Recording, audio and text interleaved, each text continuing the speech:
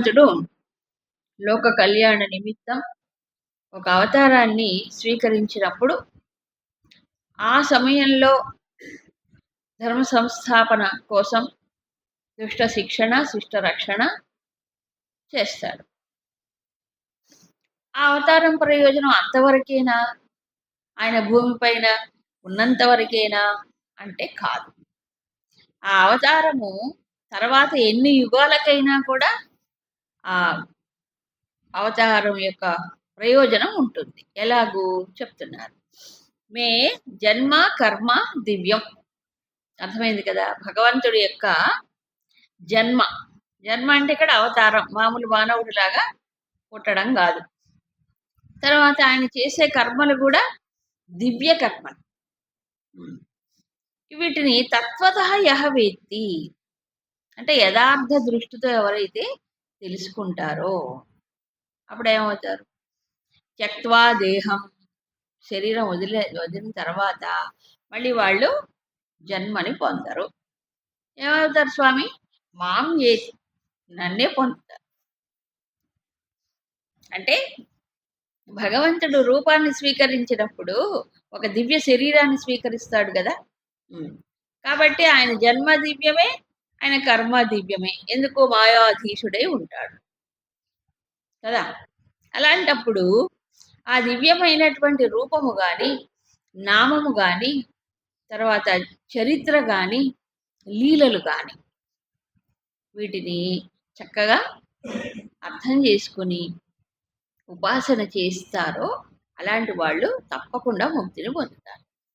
అయితే ఉపాసన అనేటప్పటికీ తర్వాత శ్లోకాలను మళ్ళీ చెప్తారు. ఎలా ఉపాసన చేయాలి భగవంతుడిని?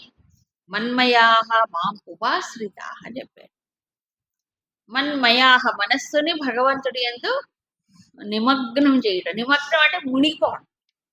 చూడండి, నది నీళ్ళల్లో మునగాలా అక్కర్లేదా? మునకుండా అయిపోయిన ఇట్ట మూడు సార్లు అయినా మునగాలి కదా తల తడవాలంటే. అలా నిమగ్నం అంటే మునిగిపోవడం అంతే తప్ప భగవంతుడికి చుట్టూ తిరగటం వచ్చేయడం కాదు. అవునా? మామూలుగా అందరు చేసేది అదే. ఏమవుతుంది? మనస్సు భగవంతు చుట్టూ తిరుగుతుంది కానీ లోపల పోదు. నిమగ్నం అవటం అంటే మనస్సు మళ్ళీ బయటికి రాకుండా నిమగ్నం అయినప్పుడు అంటే భక్తితో జరుగుతుంది. అది ఎక్కడైతే ప్రేమ ఉంటుందో, ఇష్టం ఉంటుందో మనసు అక్కడ ఏమవుతుంది? కట్టేసి. అవునా కాదా? మనకి ఇష్ట వస్తువులు కానీ ఇష్టమైన వ్యక్తులు ఉన్నప్పుడు మనసు ఏమవుతుంది? పరిగెత్తుకుంటూ పోదు. అవునా? అతుక్కుపోదు. అతుక్కుపోదా మనసు? అలాగే అయితే ఇది కావాలంటే ఏంటి? వీతరాఘవై క్రోధాహ చెప్పాడు. ఈ ప్రపంచ విషయాల్లో రాగము గాని, వాటి విషయంలో భయము గాని, అవి సంప్రాప్తించకపోతే క్రోధము గాని ఇవన్నీ వస్తూ ఉంటాయి. ఇది కర్మయోగ ఆచరణలోనే వీటి నుంచి బయటపడాలని చెప్పాడు. కర్మఫలాసక్తి వదిలితే ఇవ్వతాయి. అవునా? దేని ఎందు మనిషికి కోరిక ఉంటుంది? కర్మఫలం ఎందు. రాగం అట్లే ఉంటుంది. సో కర్మయోగాచరణ తర్వాత భక్తి. ఎందుకు? సమర్పణ చేస్తుంటాడు కర్మయోగంలో. ఏం సమర్పణ? కర్మఫల సమర్పణ. ఆహో అదైతే చాలా ఈజీ అయినా అది సరిపోదు. ఫలం సమర్పణ చేసేది మనస్సు లగ్నం అవ్వాలి. ఇప్పుడు మనం ఏంటంటే దేవుడికి నైవేద్యాలు పెట్టడం అందరూ ఈజీగా చేస్తారు. చాలా ఈజీ కదా, ఓ పండో కాయ పెట్టడం. మరి ఇది నైవేద్యం పెట్టద్దు, ఇది చాలా కష్టం. నిజానికి మనకు ఉద్ధరింపబడాలంటే మనం చేయాల్సింది ఇదే. ఏది? మన్మయాహ మా ఉపాశ్రిత. ఇంకోటి శరణాగతి పొందడం. ఏంటి శరణాగతి? శరణాగతి ఇప్పుడు శంకరాచార్యులు అద్వైతం చెప్తుంటారు కదా. మామూలుగా శరణాగతి అంటే ద్వైతంలోనే అని అనుకుంటారు అందరూ. అవునా కదా? కాదు, అసలు అద్వైతంలోనే సంపూర్ణ శరణాగతి జరుగుతుంది.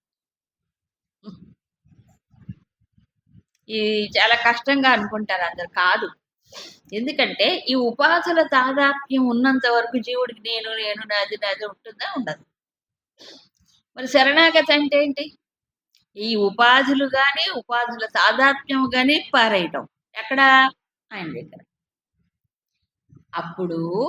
అప్పుడు నాహం జీవ అంతే కదా. ఉపాధి తాదాత్మ్యం తీసేస్తే ఎవరు మిగులుతారు అక్కడ? ఆయనే ఉంటాడు. ఇది కదా. అప్పుడు చేసేది ఎవరు? కర్తృత్వం ఉండదు, భోక్తృత్వం ఉండదు. తేరా తుజుకో అర్పణ క్యా లాగే మేరా. అవునా? తేరా తుజుకో అర్పణం. ఏమిటి నేను ఇచ్చేది నాదే, నీకు ఇవ్వటం. ఓ ఇది నాది, నేను నీకు ఇస్తున్నానా? నీదే ఉంది అక్కడ. ఏముంది నీది ఇవ్వటానికి? ఇదంతా పంచభూతాలే. నువ్వు తెచ్చుకున్నావా? నువ్వు పంచభూతాలు కొనుక్కున్నావా? అవునా కదా. నిజానికి ఆలోచిస్తే ఈ సర్వము, దేహం, ఇంద్రియాలు, మనసు, బుద్ధి, సెటప్ అంతా కూడా ప్రకృతి నుంచి మనకు ఒకటి ఏర్పాటు చేశాడు భగవంతుడు. అవునా కదా. ప్రకృతి నుంచి వచ్చినవే కదా ఇవన్నీ. ఏర్పాటు చేసి పెట్టాడు ఒక ఎక్విప్మెంట్. దీంట్లో ఉండు అని క్షయం చేసుకొని రా అని చెప్పాడు. మరి నాదనుకోట్లే. అదే అసలు భ్రమ. కాబట్టి మా ఉపాస్మిత, నన్ను శరణు పొందు అంటే ఏమిటి అర్థం అక్కడ? ఒక కాళ్ళ మీద పడ్డం కాదు. శరణాగతి పొందడం అంటే సంపూర్ణ శరణం. అంటే ఈ దేహ, మనోబుద్ధి, ఇంద్రియములు ఇవి కూడా నీవే. అందుకే చూడండి, సాష్టాంగం మన సంప్రదాయంలో ఊరికే ఇలా నమస్కారం చేయడం, ఇలా నమస్కారం చేయడం, ఇంకా చాలా చాలా ఉన్నాయి. పొర్లు దండాలు. సాష్టాంగం చేస్తారు చూడండి. ఏం చేస్తారు సాష్టాంగాల్లో? ఆహా, ముందు చెప్పండి.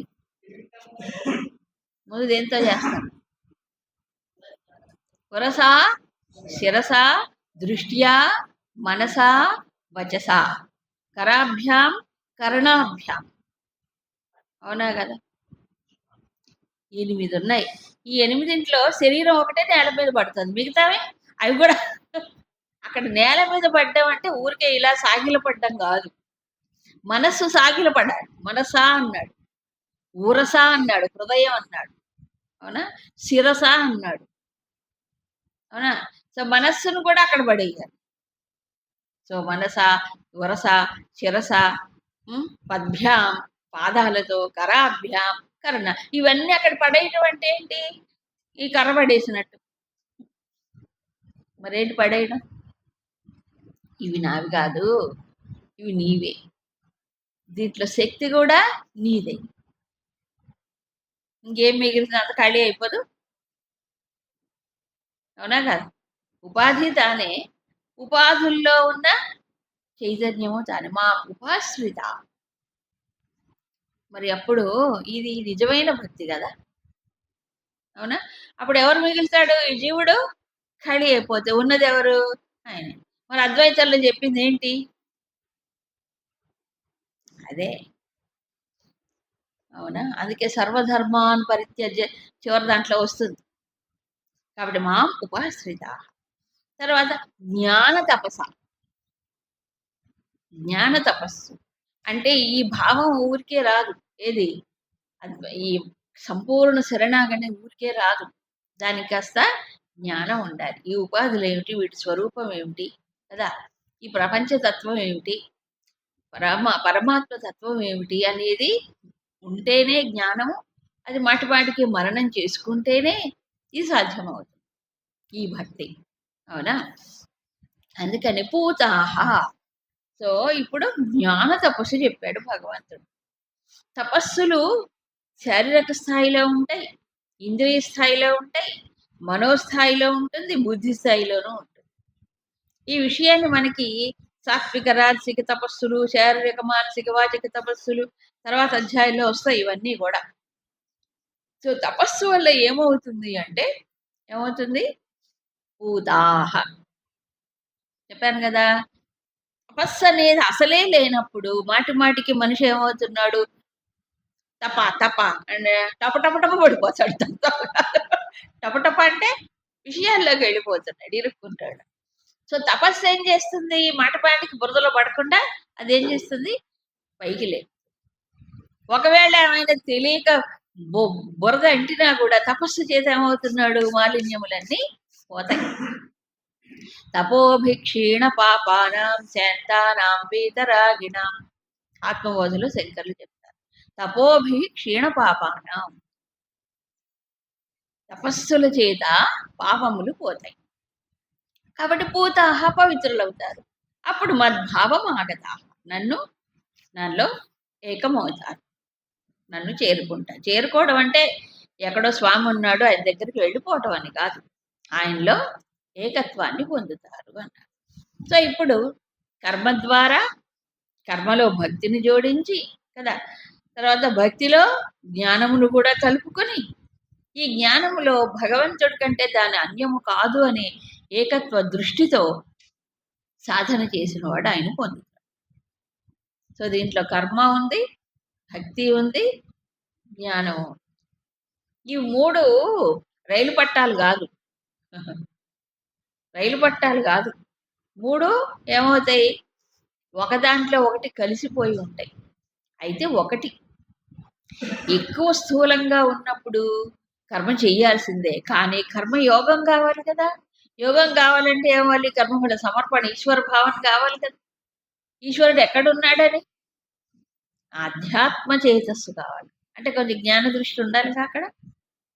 ఎవరికి సమర్పిస్తున్నా అది సరే చెప్పి, అయితే స్వామి మరి మద్భావమాగతాహ అని చెప్పేవు కదా, అవి కొంతమందే అలా నిన్ను చేరుకుంటారా? కాబట్టి నీకు కూడా కొంతమందిని ఉద్ధరిస్తావు, కొంతమందికి మోక్షం ఇస్తావు, కొంతమందికి ఏమో మోక్షం ఇవ్వవా, వాడిని ఉద్ధరించవా? నువ్వు ఉద్ధరింపబడాలని నీకుంటే తప్పకుండా ఉద్ధరిస్తా, కానీ అందరికి ఆ కోరిక ఉండదు కదా. భగవంతుడి చేత ఉద్ధరింపబడాలనేటువంటి కోరిక ఎంతమందికి ఉంటుంది? ఎంతసేపటికి లిస్టు చదువుకోవడానికే టైం సరిపోదు. ఏం లిస్టు? కోరికల లిస్టు, పెద్ద లిస్టు, డిమాండ్లు ఉంటాయి కదా, రకరకాలు ఉంటాయి ఒక్కోసారి. అందుకని భగవంతుడు నన్ను నాదేం లేదు, ఏ యథామా ప్రపద్యంతే, ఎవరైతే నన్ను అంటే ఏన ప్రకారేణ ఏన ప్రయోజనేన యత్ ఫల అర్థితయ అన్నారు శంకర్. అంటే ఏంటి, ఏ దృష్టితో, ఏ ప్రయోజనం కోరి, ఏది యాచిస్తూ నన్ను సమీపిస్తారో వాళ్ళు ఏం చేస్తారు, ఆ రకంగానే అనుగ్రహిస్తాను. నువ్వు అడగకపోతే నేను ఎందుకు ఇస్తాను? నువ్వు మోక్షం అడుగుతున్నావా? ఎవరు అడుగుతారు మోక్షం? అడగరు. మరి ఏం కావాలి? స్వామి దర్శనం, కొండపైన స్వామి దర్శనం, లేకపోతే ఇంకెక్కడైనా యాత్రలకు వెళ్తే ఆ స్వామి దర్శనం బాగా కావాలి, ఈజీగా అవ్వాలి, తొందరగా అయిపోవాలి, కాసేపు ఎక్కువ నిలబడాలి. ఎందుకు? అదేదో తృప్తి అంతే. కానీ భగవంతుడే కావాలనుకున్నప్పుడు నిజానికి ఎక్కడికి పోక్కర్లేదు. అలా అడగరు, భగవంతుడి కావాలని అడగరు. భగవంతుడి ద్వారా ఏదో పొందాలి అని అందరూ వెళ్ళిపోతారు, అవునా? కాబట్టి వాళ్ళ దృష్టిని బట్టి భగవంతుడు అనుగ్రహం ఇస్తాడు అంతే తప్ప ఆయనకి రాగద్వేష మోహములతో అనుగ్రహం ఇవ్వటం అనేది సామాన్య మనుషులు చేసే పని. భగవంతుడు అలా కాదు, అంతేనా? సర్వశః ప్లస్ వీళ్ళందరూ కూడా మానవులు మమ వర్త్మ అనువర్తంతే, అంటే నా మార్గాన్నే అనుసరిస్తున్నారు. ఇక్కడ కొంచెం చెప్పుకోవాల్సిన అవసరం ఉంది. మార్గం అంటే ఏంటి ఇక్కడ అంటే, ఎవరు ఏది పొందాలన్నా ఈ ప్రపంచంలో భగవంతుణ్ణి దాటిపోయి దేన్ని పొందలేరు, ఏ ప్రయోజనాన్నైనా. ఆఖరికి లౌకికమైనటువంటి ప్రయోజనమైన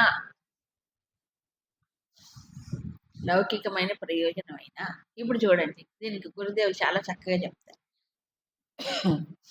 ఈ కాలంలో ప్రతి వారికి తెలుసు, కరెంట్ అంటే మామూలు తెలుగులో కరెంట్ విద్యుత్ శక్తి. ఈ విద్యుత్ శక్తిని మానవుడు నిత్యము వాడుకుంటున్నాడు, రకరకాలుగా వాడుకుంటున్నాడు, అవునా? వంట చేసుకోవడానికి ఎలక్ట్రిక్ స్టవ్, గాలి కావాలంటే ఫ్యాన్ కావాలి, కాంతి కావాలంటే లైట్ కావాలి, బల్బులు కావాలి. ఇలా ఎన్నో, టీవీ చూడాలన్నా, రేడియో వినాలన్నా, ఒకటి కాదు అనేక ప్రయోజనాలు ఉన్నాయి, అవునా కదా? అయితే ఈ ప్రయోజనాలు పొందాలంటే ఏం చేయాలి మనం? అక్కడెక్కడ స్విచ్ బోర్డు ఉంటుంది, అవునా? అందరం ఉంటే అక్కడి నుంచి కరెంటు వస్తుంది మనకి లోపలికి. వచ్చినప్పుడు ఏం చేస్తారు, నాకు ఫ్యాన్ కావాలంటే దానికి కనెక్షన్ ఉంటుంది, ఆ స్విచ్చే నొక్కాలి. నాకు లైట్ కావాలంటే ఆ స్విచ్చే నొక్కాలి. అవునా కదా? సో మొత్తం ఇంట్లో ఎక్కడ ఏ స్విచ్ నొక్కినా, అవునా, గాలి వచ్చినా, లైట్ వెలిగినా, లేకపోతే ఇంకేదైనా నీళ్లు కాగబెట్టుకున్నా, ఏది చేసినా కరెంట్ ఒకటేనా కాదు? ఒకటే కదా, విద్యుత్ శక్తి ఒకటే. ఇది వదిలిపెట్ట, పరమాత్మ అనేటువంటి ఒక చైతన్యం, ఒక శక్తి సర్వజీవులలో ఉందా? లేదా వాడు జీవించలే లేడు కదా, వాళ్ళ చైతన్యమే ఉండదు కదా. సో కొంతమంది ఏమవుతారు, శారీరక సుఖాలే కావాలనుకుంటాడు, వాడికి కూడా ఈ శక్తే. అవునా? ఇంద్రియ సుఖాలే కావాలని వాడికి కూడా వెనక ఏం పని చేయాలి? ఈ చైతన్యమే పని చేయాలి. అవునా? రకరకాలుగా ఉంటారు. కొంతమంది భక్తి పరులు ఉంటారు, అప్పుడైనా ఈ చైతన్యమే.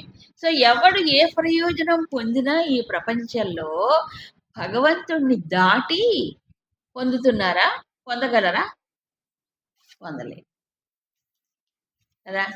అయితే ఈ సంగతి తెలియదు, ఎవ్వరికి తెలియదు, చాలా మందికి తెలియదు. ఆఖరికి ఇంద్రియ భోగం అనుభవించినా కూడా ఆ చైతన్యం ఉంటేనే అనుభవిస్తాడు, అది అనుభవించలేడుగా. జ్ఞానం పొందాలన్నా ఆ చైతన్యం ఉంటేనే, లేకపోతే కాదు. సో ఎట్టకేలకు ఎలాంటి వారైనా ఆయన యొక్క ఇదిలోనే పోతున్నారు.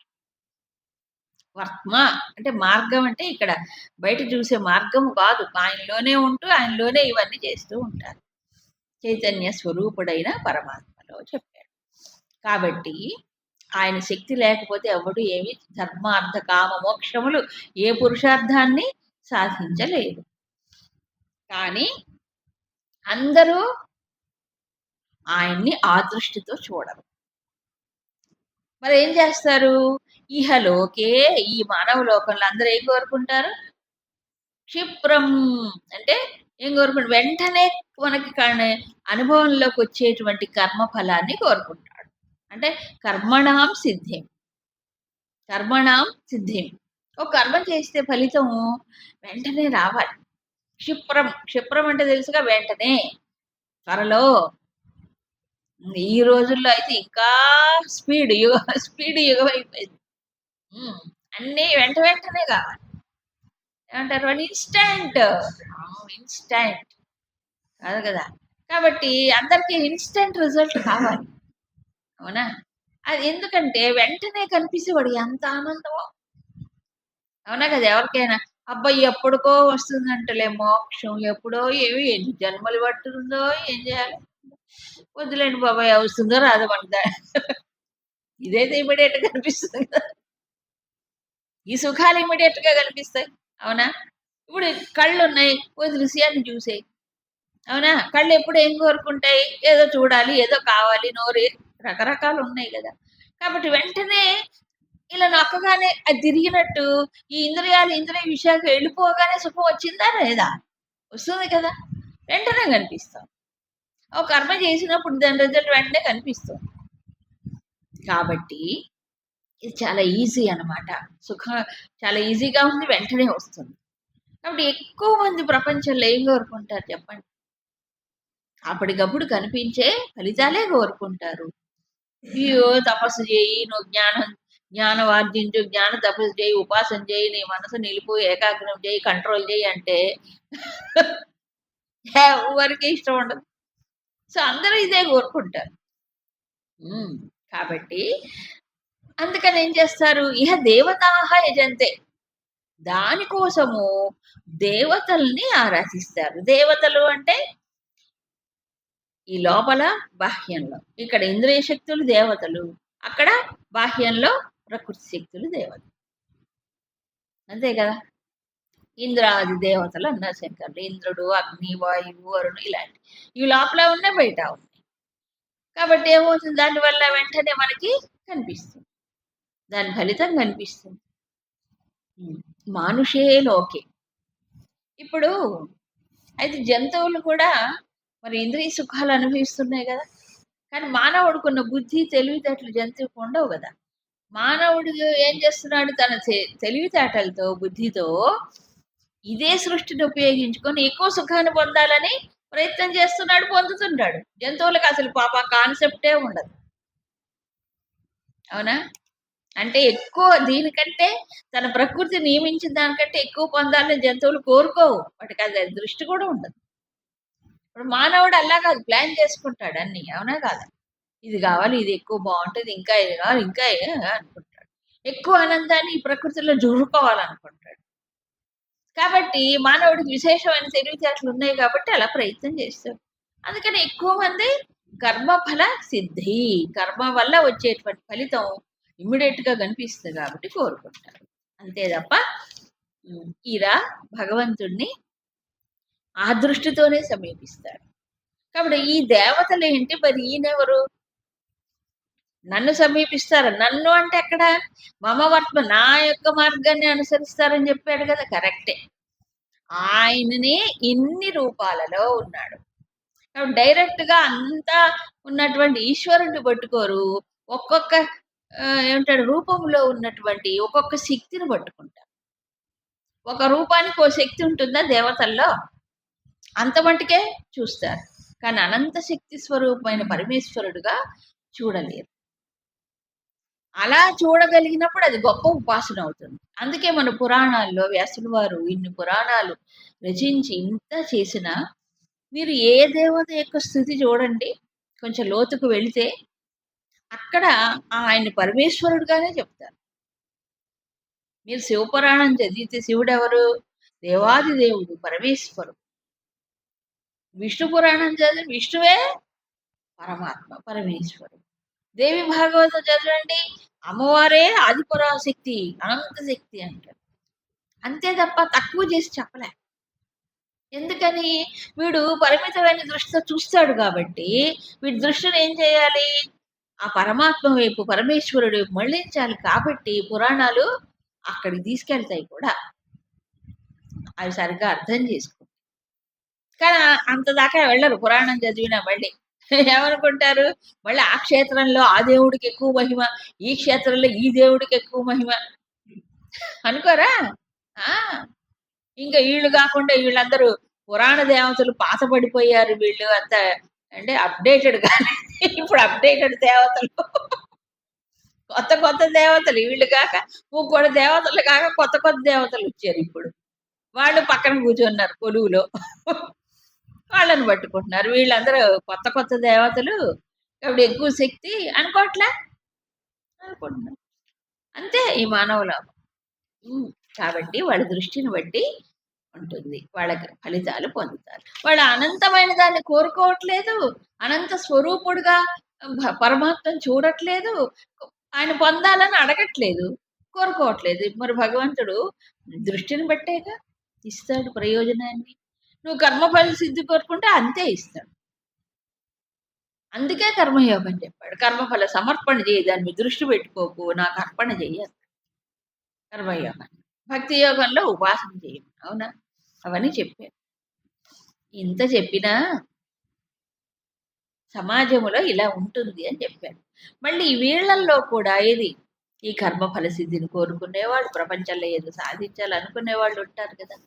అయితే అందరూ కూడా ఒక రకంగా ప్రవర్తించరు, ఒక రకమైన ఆలోచనలు ఉండవు, ఒకే రకమైన కర్మలు చెయ్యలేరు. వ్యక్తిత్వాలలో తేడా ఉంటుంది. అందరిలో ఉండే పరమాత్మ ఒకడే, కానీ అందరూ సమానము కాదు.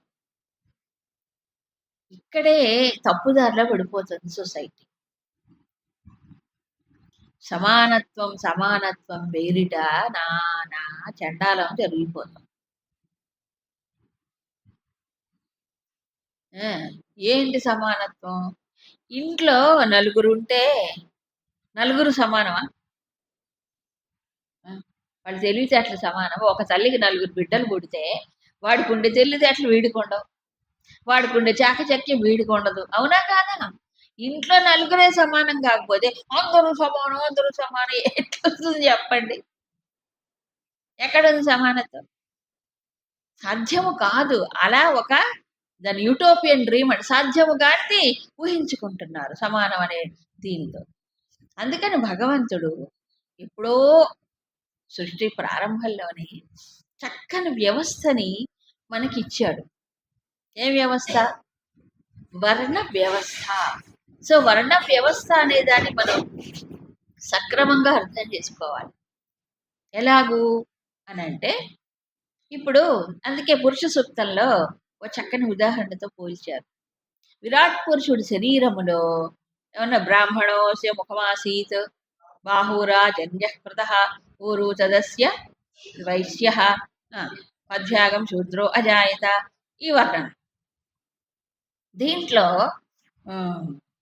ఇది చదివినా కూడా కొంతమందికి తప్పులు కనిపిస్తాయి దాంట్లో. ఓ బ్రాహ్మణులేమో ఆయన ముఖంలో పెట్టుకున్నట్ట, శూద్రులనేమో పాదాల దగ్గర పెట్టేశాడు, వైశ్యులనేమో తొడల్లో వచ్చానని చెప్పాడు, క్షత్రియులనేమో భుజాల్లోంచి చెప్పాడు. ఇలా ఒకళ్ళు పైన పెట్టుకొని వాళ్ళ కింద పెడతాడు ఆయన. ఇదంతా తప్పు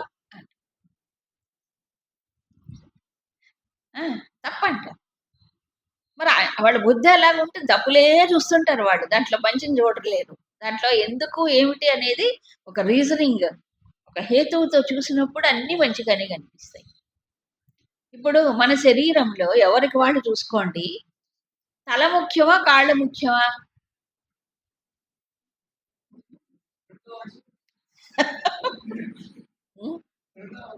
అన్ని అవసరమే. తలతో ఆలోచించాలి, కాళ్ళతో నడవాలి. తల ఎక్కడ ఉండాలి? ఎత్తుగా ఆకాశంలో ఉండాలి. కాళ్ళు ఎక్కడ ఉండాలి? భూమిపైన ఉండాలి. అంతేగాని నేను ఎప్పుడు భూమిపైన మట్టేనా నా మొహానికి, నేను ఆకాశంలో ఉంటాను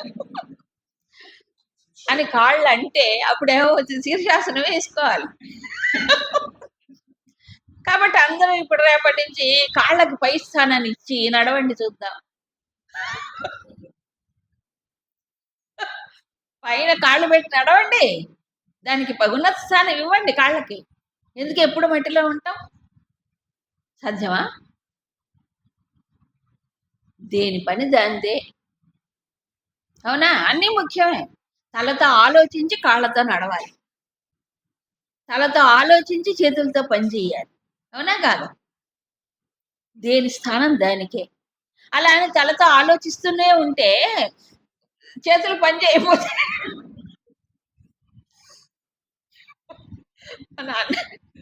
అన్నం తినాలనుకోండి, ఆలోచించండి అన్నం ఎందుకు తింటాం,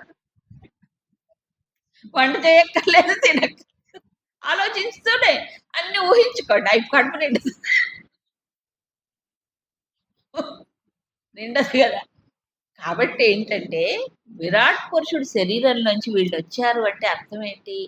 మన శరీరంలో అన్ని ఎలా ఎంత ముఖ్యమో, దేని ప్రాధాన్యత దానికి ఉన్నట్లు, ఏ వర్ణముకి ఆ వర్ణం యొక్క ప్రాధాన్యత ఈ సమాజంలో ఉంది. కాబట్టి ఎవరి పని వాళ్లే చెయ్యాలి, అంతేగాని తల పని కాళ్ళు, కాళ్ళ పని తల్లి చేయకూడదు. చేస్తే డిస్టర్బ్ అయిపోతుంది. ఇది అర్థమైంది కదా ఈ ఎగ్జాంపుల్.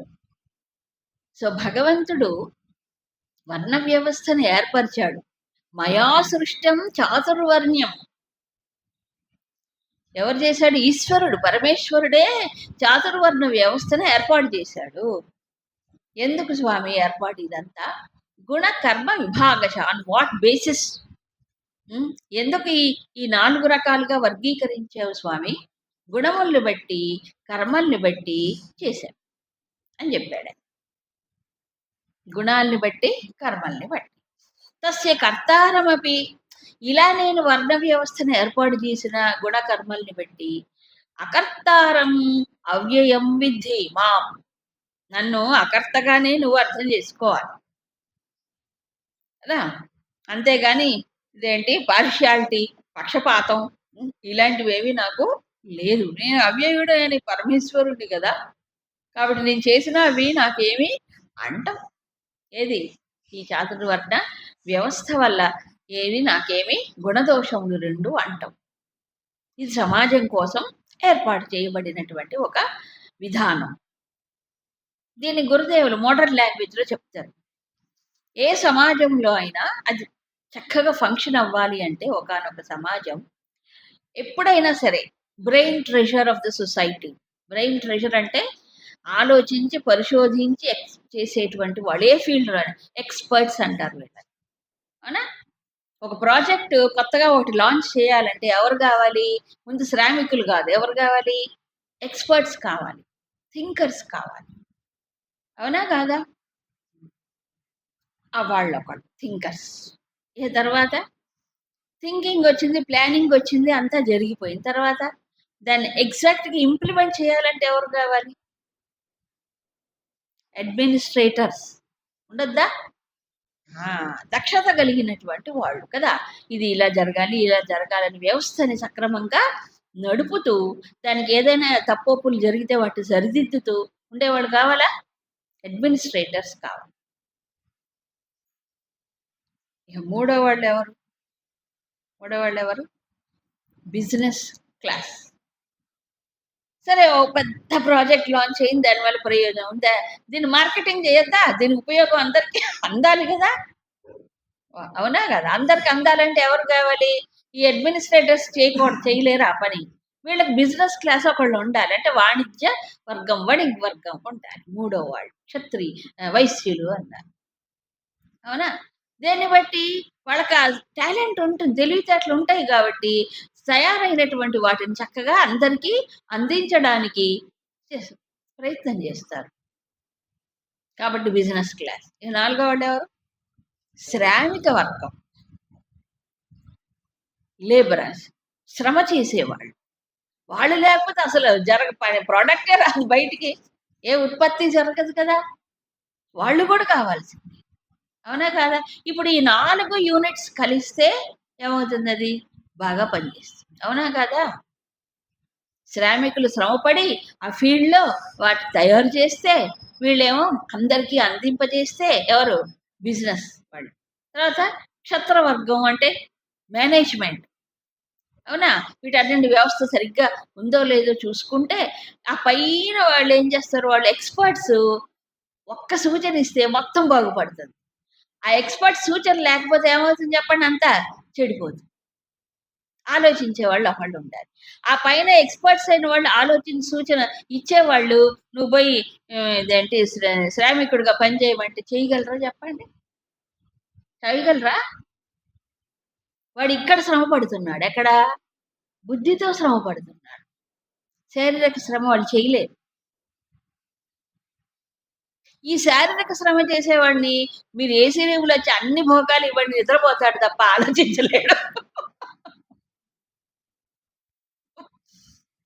అవునా? ఆలోచించలేడు. ఎందుకు? దేన్ని బట్టి? గుణ, కర్మ విభాగశః. గుణాల్ని బట్టి, కర్మల్ని బట్టి డివైడ్ చేయబడింది. గుణాలు ఎవరు తెచ్చుకున్నారు? పుట్టుకతోనే వచ్చాయి. భగవంతుడు ఇచ్చాడా? నీకు ఈ గుణం, నీకు ఈ గుణం అని ఇచ్చాడా భగవంతుడు? లేదు. నాకు పుట్టుకతోనే వచ్చాయి. సో, పుట్టుకతో నాకు ఏ గుణాలైతే వచ్చాయో, దాన్ని బట్టి గదా నేను కర్మ చెయ్యాలి. ఎందుకని? వాసనలు క్షయం చేసుకోవద్దా? గుణాలు ప్రేరణలిస్తాయి. అవునా? అవే గదా వాసనలు. వాటినేం జేసుకోవాలి?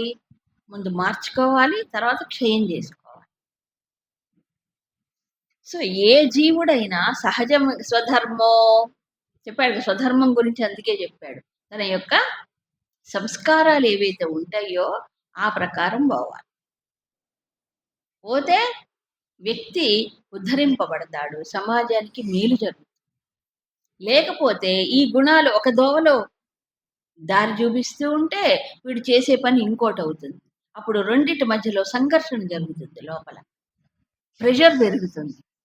కాబట్టి సహజ సంస్కారాలు అలాగే ఉంటాయి. తర్వాత వేరే కొత్తవొచ్చి చేరి వ్యక్తిత్వంలో వికాసం ఉండదు. అది. అందుకే పరధర్మో భయావహ. నువ్వు ఎంత బాగా పరధర్మాన్ని అనుష్ఠించినా అది నీకు మేలు చెయ్యదు కాక చెయ్యదు అని చెప్పాడు. సో, లోపల వికాసం పోతుంది.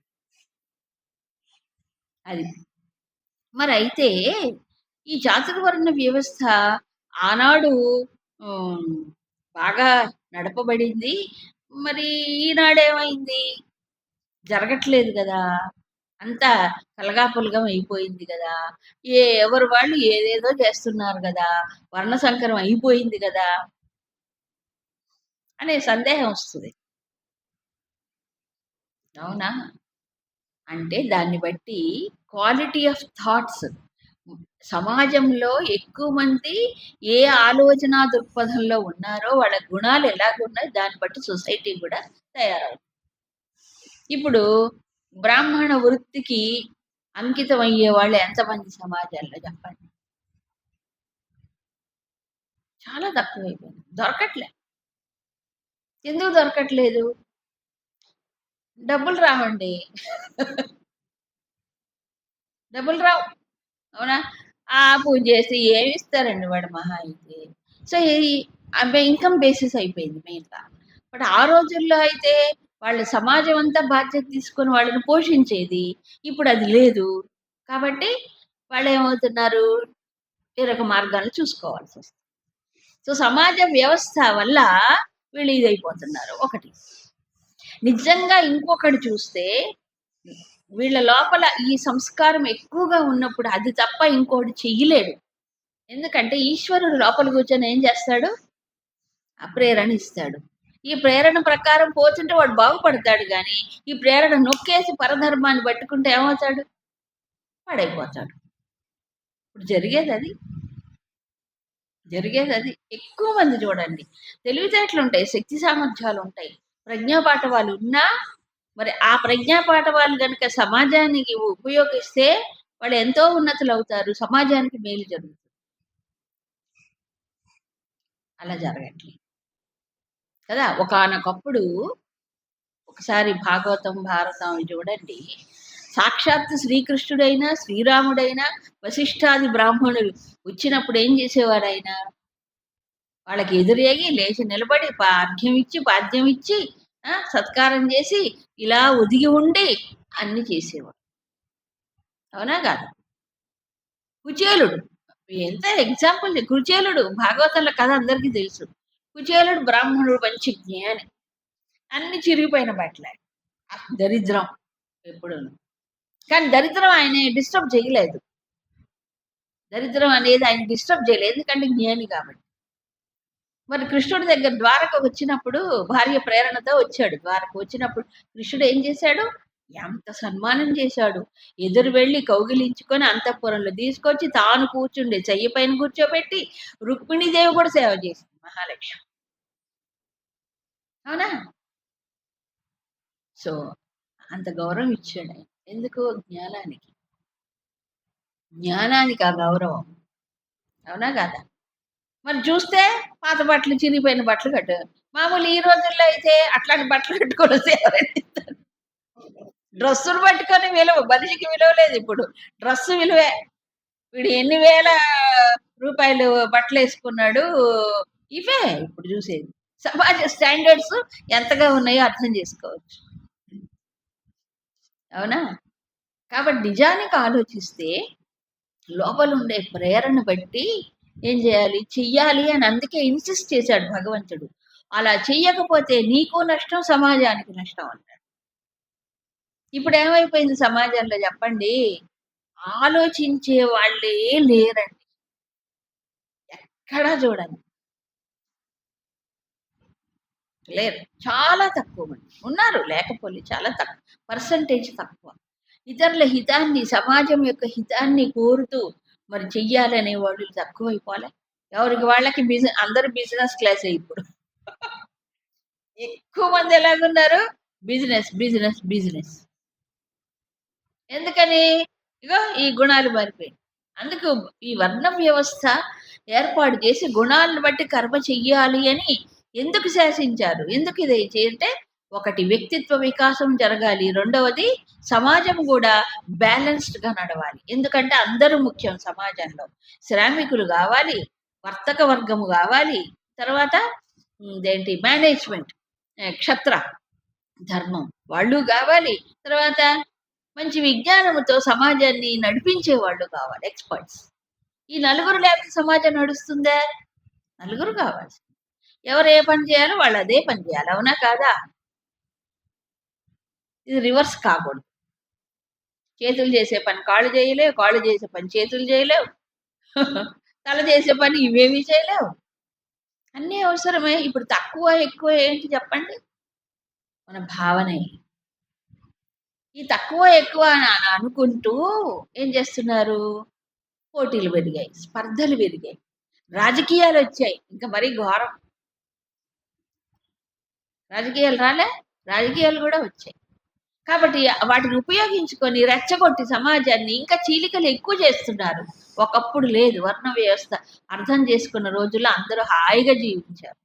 ఎప్పుడైతే ఈ విష జ్వాలలు రాజకీయాలు వచ్చాయో ఏమైనా మంటలు రేగుతున్నాయి, ఒకళ్ళకొకళ్ళు శత్రువులుగా చూసుకుంటున్నారు. రాజకీయాలే కాదు, దీన్ని సైంటిఫిక్ గా అర్థం చేసుకున్నప్పుడు ఏం ఇబ్బందులు ఉండవు. అందుకని ఈ వర్ణ వ్యవస్థ ఎలా ఏర్పడింది అన్నాడు? గుణాలని బట్టి.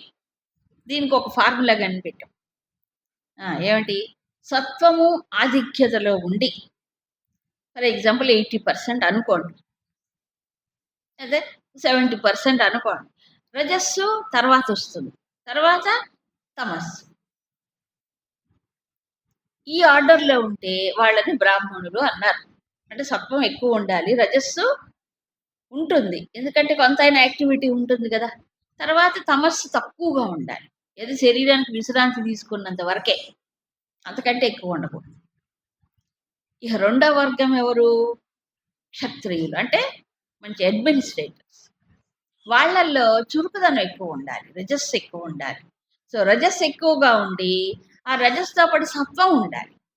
సత్వం అంటే ఏంటి? కొంచెం ఆలోచన ఉండాలి కదా, ఆలోచిస్తూ చేయాలి. తమస్సు కూడా లాస్ట్ ఉండాలి, తక్కువ ఉండాలి అడ్మినిస్ట్రేషన్లో. అవునా? మొన్న అక్కడ పార్లమెంట్లో నిద్రపోయేవాళ్ళు పెద్ద గోల్ అయిపోయింది. ఇంతకుముందు కూడా ఒకసారి ఎవరో గుర్తులే, నిద్రపోతారు. ఎంత ఖర్చు అండి పార్లమెంట్ మీటింగ్లు పెట్టడానికి, ఎంత ఖర్చు అవుతుంది? ప్రజల సొమ్మే ఇదంతా. అవునా? అక్కడికి వచ్చి గొడవలు మామూలు పబ్లిక్ బెటర్, ఎంత గొడవలు. చర్చ జరగనియరు, రిపోర్టు అందుకోరు, ఆలోచించరు. గొడవలు, డిమాండ్లే డిమాండ్లు, కేకలు. ఎబ్బే అనిపిస్తుంది. వీళ్ళ మన దేశాన్ని పాలించేవాళ్ళు అనిపిస్తుంది. అవునా కాదా? వీళ్ళందరూ అడ్మినిస్ట్రేటర్సా? అవునా కాదా? కాబట్టి అడ్మినిస్ట్రేటర్స్ అంటే ఎవరు ఉండాలి? చురుకుదనం ఉండాలి, కానీ బుద్ధి ఉండాలి, కాస్త సత్వం ఉండాలి. అవునా కాదా? ఆలోచన చెయ్యాలి. మేము ఎందుకు వచ్చాం, ఇక్కడ ఎందుకు కూర్చున్నాం ఈ సీటు మీద? అవునా కాదా? ప్రజలందరూ మాకు ఓట్లేసి మమ్మల్ని ఇక్కడ కూర్చోబెట్టారంటే నాకు బాధ్యత ఉంది అని ఆలోచించొద్దా? ఆలోచన లేని వాళ్ళందరూ చేస్తుంటే ఏమవుతుంది చెప్పండి? అంతే. రజస్సు ఉండాలి, కానీ తగినంత ఉండాలి. దాని వెనక సత్వం ఉంటే వాళ్ళు అడ్మినిస్ట్రేటర్స్గా ఉంటారు. ఇక మూడో వాళ్ళు ఎవరు?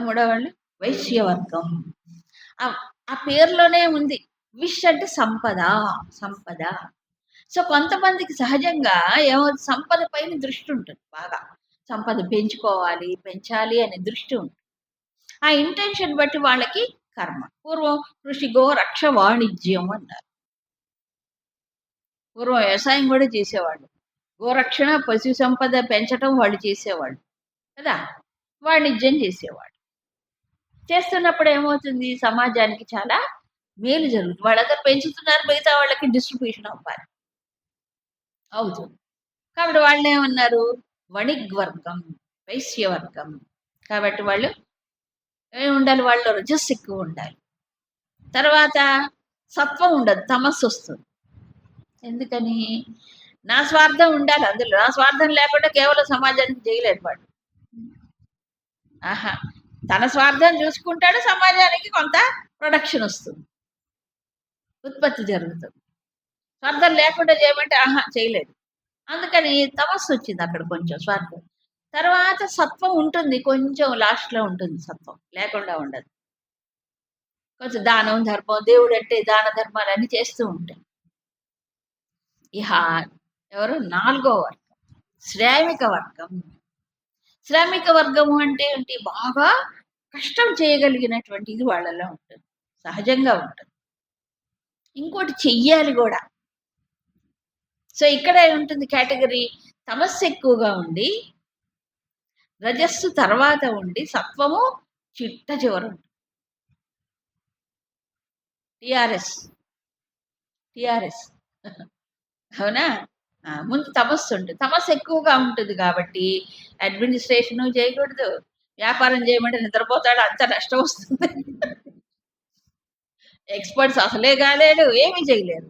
కాబట్టి ఏం చేయాలి అన్నప్పుడు ఆ తమస్సు వదలగొట్టుకోవడానికి కర్మ చేయాలి. శ్రమ పడాలి. అంతేగా? ఆ! రజస్సు కూడా ఉండదు. చెయ్యాలనిపించదు. చో చో చో వెనక వెనక ఎవరో ఉంటే చెప్పకపోతే చెయ్యరు.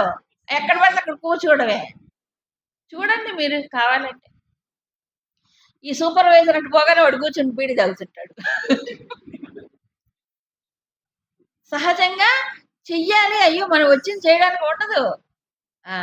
ఇంక ఆ పక్కైతే ఒక్కాకులు నములుతుంటూ కూర్చుంటాడు. సమయం దొరికితే చాలు కూర్చోవడం. లేకపోతే నిద్రపోవడం. ఇప్పుడు గృహిణులు కూడా అంతే. ఎప్పుడు పని చేయాలా? ఏం తీరిక లేకుండా హాయిగా అది పడుకుందాంలే అనిపిస్తది. ఒకప్పుడు అలా కాదు. టైం దొరికితే ఏం చేద్దాం ఇంటికి, మన కుటుంబానికి ఉపయోగకరం ఏం చేద్దాం అనుకుండేవాళ్ళు ఒకప్పుడు పెద్దలు. అవునా? ఇప్పుడు అది లేదు. ఎప్పుడు ఈ చాకిరీనా ఏంటి పని? ఆ! కదా! అనుకోవట్లే? మారిపోయాయి ప్రవృత్తులు. తపస్సే ఇప్పుడు డామినేట్ చేస్తుంది. కాబట్టి ఎక్కువ మంది ఎవరు ఇప్పుడు నేను చెప్పక్కర్లే అంటే కోరతారు.